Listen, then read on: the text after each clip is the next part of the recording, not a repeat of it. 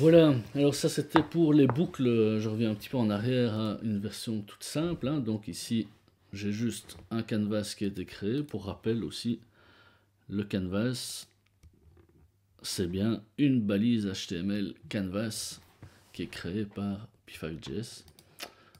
On reviendra à ça en détail plus tard, mais c'est ça que fait cette fonction-là. Alors, les tableaux, ce sont des ensembles de données, en fait, hein. C'est une collection d'éléments, de variables, et on va pouvoir les manipuler, rajouter des choses dedans, etc. Voyez ça comme un petit train, ou le grand train, ou un très très grand train, puisque évidemment la liste des pixels d'une image et toutes leurs valeurs de couleur, rouge, vert, bleu, teinte, saturation, etc. C'est un très très grand train, puisque c'est des millions de wagons. Hein. Donc un tableau, c'est ceci, on le déclare avec le mot-clé var ou let, par exemple, on lui donne un nom, comme d'autres variables, et on lui donne une valeur, et cette valeur, c'est pas juste une seule valeur, c'est un ensemble de valeurs regroupées avec une syntaxe particulière, hein, vous voyez ici avec des crochets, et nous, on va pouvoir parcourir ces données.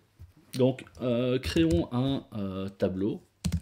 Alors, bon, si je prends le même exemple, ici, je vais avoir, et là je me suis déjà planté, évidemment, je vais avoir une suite de valeurs, on peut faire les mêmes, hein, comme ça, on se pose pas de questions, 1980,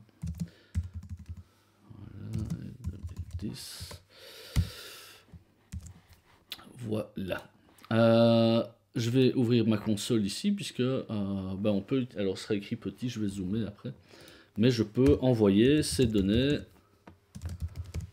dans ma console. Donc si j'envoie years ici, eh bien si je zoome, je vois bien que il m'affiche mon tableau, et que mon tableau c'est une suite de valeurs, hein, qui ont chacune un index. Ça c'est très très important. Vous voyez ça comme le numéro du wagon si vous voulez. Un index pour chaque wagon, et ce qu'il faut retenir absolument, c'est qu'on commence à compter à partir de 0. Hein, donc le 5e wagon, il a l'index 4. Donc ça c'est important. Et alors mon tableau ici, il a une propriété length qui est sa longueur, qui est le nombre de wagons. Et c'est ça qui va nous permettre de parcourir des tableaux avec les boucles for, par exemple. Alors, si je veux maintenant afficher une valeur, alors on peut faire plein de choses, hein, dans la manipulation des tableaux. On peut rajouter des éléments, remplacer le 4e et le 3e élément, mettre des trucs à la fin, des trucs au milieu, des trucs au début, peu importe. Alors, on va pas tout voir maintenant, sinon ça va être vraiment, vraiment trop long, on verra au cas par cas. Ce qui est important, c'est comment accéder à ces données, et comment éventuellement remplir un tableau vide. Ça on va voir tout de suite après, mais je vais essayer que la vidéo ne soit pas trop longue. Ce qui est important déjà à ce stade de retenir, c'est que ici vous voyez j'ai un tableau avec toutes des dates, mais je pourrais mélanger les types de données ici dans le tableau, hein. Je pourrais avoir un nombre, une chaîne de caractères, un objet, je sais pas moi, une image même, etc. Donc ça on verra plus tard, c'est quelque chose qu'on pourra faire aussi, de remplir un tableau avec des images. Pour parcourir, pour aller chercher par exemple, si je veux afficher cette valeur-ci, eh bien je vais, alors on va utiliser la fonction texte, hein, de P5.js, qui prend comme premier paramètre, on va faire un test, voilà, un test. Si je le mets à 200, ça c'est XY. Voilà, il est là, mais il est tout petit. Alors,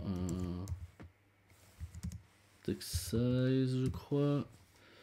Et si je mets 50, ouais, c'est déjà un peu mieux. Ok, et donc, à la place de cette chaîne de caractères, ici, je pourrais, si je veux afficher 1980, je vais appeler le tableau en écrivant son nom, years, puis je vais mettre des crochets, donc majuscule, option, parenthèse. Et là, dans ces crochets, je vais mettre l'index du wagon, le numéro du wagon dont je vais aller chercher le contenu. Comme je commence à compter à 0, ça fait 0, 1, 2. Donc si je fais ceci, il va bien m'afficher 1980. Si je fais 0, il va m'afficher la première valeur. Si je fais 4, il va m'afficher la dernière. Et si je fais 5, il ne m'affichera rien. Et j'aurai une erreur ici parce que en fait, j'ai été chercher une valeur qui n'existait pas. Alors je pourrais aussi, c'est quelque chose qui est important, aller appeler la propriété length, hein, donc il retourne le nombre de wagons de mon train, et pour ça j'écris juste years.length. Et vous allez voir à quoi ça va nous être utile, mais voilà, et là il va m'écrire 5. Ok, et donc ça c'est la façon de faire, et là on a déjà à peu près tout ce qu'on a besoin. Si je veux... vous allez voir, on va créer une boucle for, c'est ce qu'on a fait à la vidéo précédente. Je crée une variable i, je lui donne la valeur 0. Et là, je vais dire, tant que i est en dessous de la longueur de mon tableau, c'est-à-dire 5, eh ben, on va répéter la boucle et on va augmenter i de 1. Et dans cette boucle, on va utiliser cette fonction texte de pfile.js, dans laquelle on va afficher la valeur du tableau. Et là, au lieu de mettre un chiffre statique, on va mettre la valeur i, hein, donc ce sera 0, puis 1, puis 2, et donc il va parcourir le tableau. Et là, on va mettre 200 en x, et en y, on va mettre i fois 100. Voilà, comme ça, ça va descendre. Et donc si je fais ça, je vais bien avoir mes différentes... Alors ici, évidemment, comme on a 0 fois 100, c'est 0. Et comme le texte, il est positionné ici, hein, donc si... c'est pour ça que l'autre se met là. Mais je pourrais dire que... bon, on va laisser comme ça, peu importe. Donc, ou bien je pourrais faire ceci. 100 plus i fois 100. Voilà. Petite manière de commencer à 100 pixels. Donc là j'ai 5 valeurs, okay, mais je pourrais en avoir beaucoup plus. Alors là je vais refaire la chose avec un texte un peu plus petit et je vais faire i fois 40. Voilà, pour qu'il soit comme ça. Et regardez maintenant ce que je fais. Je vais effacer le contenu de ce tableau. Ok. Et donc là, je crée un tableau, mais il est vide. Et je vais le remplir. Vous voyez bien que ici, comme je l'envoie ici dans ma console, là, si je l'ouvre, ben, il a une longueur de 0. Donc, il est vide. Et donc, on va le remplir, et on va le remplir avec une boucle for. Alors là, je peux utiliser le mot-clé i, hein, puisque je suis en dehors de mon autre boucle for. Je lui donne la valeur 0. Là, je vais dire, tant que i est en dessous de... On peut commencer à 10. i++. Donc ma boucle va tourner 10 fois. Et je vais dire years i égale... Et là, je vais envoyer un nombre aléatoire. Entre 0 et 2023. Alors ici, il va renvoyer des nombres à virgule flottante. Or, moi ici, j'aimerais bien des années. Donc d'abord, je vais le laisser comme ça vous allez voir ce que c'est, quel type de nombre ça renvoie, la fonction random. Une fois que j'ai fait ça, j'aurai rempli mon tableau de valeurs aléatoires. D'ailleurs, je vais commenter ceci pour faire comme si ça n'existait pas. Et on va juste afficher notre tableau ici en bas. Regardez. Et donc on l'a fait 10 fois. Et donc ici, vous voyez que j'ai un tableau qui est rempli de... qui a 10 wagons avec, vous voyez, ces nombres à virgule flottantes.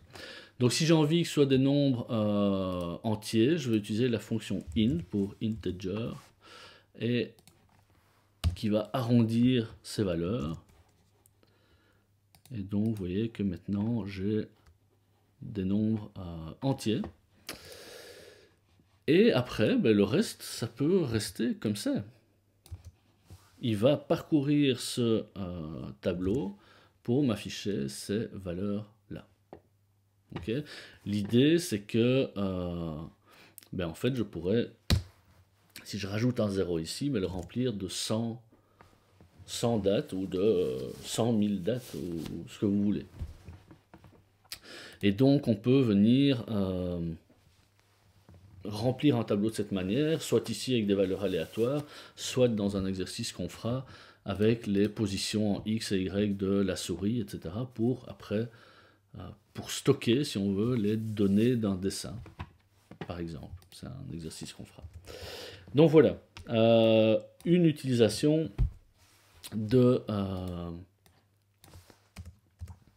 des tableaux et des boucles for pour manipuler les tableaux. Donc ici une boucle for qu'on utilise pour remplir mon tableau de données, et ici une autre boucle for qu'on utilise pour parcourir les données de ce tableau là. Voilà, je sais pas si tout est clair. Voilà, mais je ne vais pas faire de montage ou recommencer, etc. C'est des choses qu'on a expliquées vraiment en long et en large au cours. Donc, mais juste pour vous dire qu'il fait le job, regardez, si je rajoute un 0 ou 2 même, si je fais 10 000, eh bien je vais avoir, voilà, ici un tableau qui devrait m'envoyer. Ah oui, j'ai effacé évidemment le console log, mais je peux le faire, hein, voilà, console.log. Yes. Boom. Hein, et ici, vous allez avoir... Alors, il a une façon particulière hein, dans votre console. Il va vous grouper ça par centaines, etc. C'est juste une question d'affichage. Hein. En fait, c'est une seule liste sur un seul niveau. Hein. Il n'y a pas de deux niveaux à cette liste. C'est juste pour nous y retrouver un petit peu dans la console.